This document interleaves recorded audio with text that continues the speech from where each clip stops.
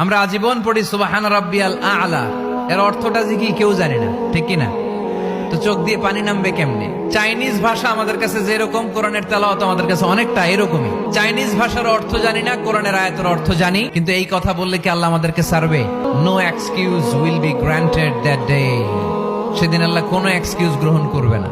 আল্লাহ, আপনি আমারে ধৈর্যশীল বানান, আপনি আমারে শুকরগুজার বান্দা বানান। আল্লাহ, আমার চোখে আপনি আমারে ছোট বানান, গোটা বিশ্বের মানুষের চোখে আপনি আমারে বড় বানান। সবাই পড়ি আমিন।